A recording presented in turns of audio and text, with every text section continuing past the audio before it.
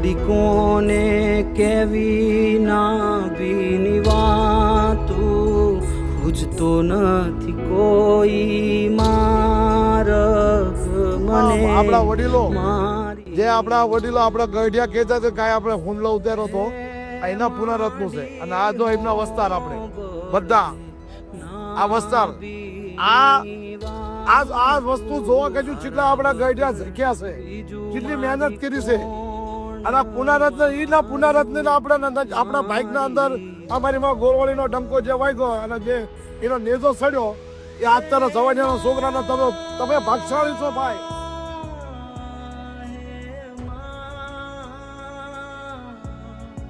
ખપી જાજો મારી માં ગોળવાળી હાટું, ખપી જાજો આ મઠ હાટું. આપણા માટે ચીવો સંકટ આવ્યો હતો, ચીવું હતું અને આ ચીવું થયું અને તો ઈ મારી માં ગોળવાળી છે.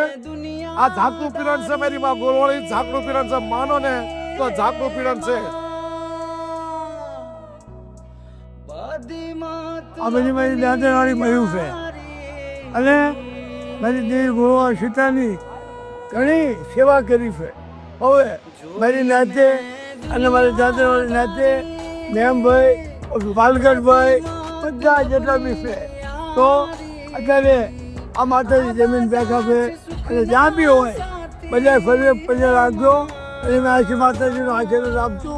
દુઃખમાં એક તું હોય માડી જગ આખું. અને આ દેવીનો પરિચય એવો અમારા માટે વેળા આવી હતી એક ટાઈમ કે અમે છે ને આખું મઠ અમારું ઉપરથી લઈને હેઠે લગી થઈ ગયું હતું ખતમ. પછી પોતે ગોળવાળીમાં પોતે ઊભા થયા અને આખું મઠ ગોળવાળી માના તરફથી બન્યું અને ગોળવાળીમાં પોતે ઊભા થઈને અને ગોળવાળીમાં એ બનાવ્યું.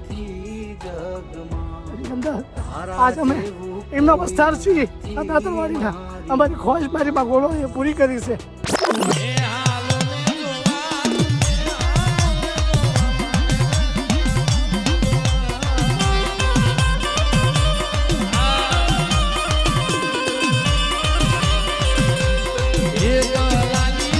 અમે બહુ ભાગશાળી છે, તમને આવો ઉત્સવ જોવા મળે છે, માતાજીની દયા છે.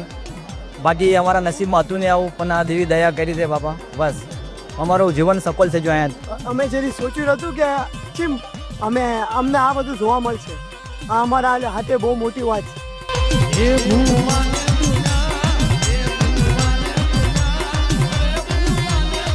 અને આજ બધા બહુ ડોવા બી અમારા ખુશ થઈ જશે, બધા છોકરા બી ખુશ થઈ જશે કે ચાલે મઠ પીલાવીને આસ આવ્યો, અમારો અવસર આવ્યો છે કે મઠ પીલી જો.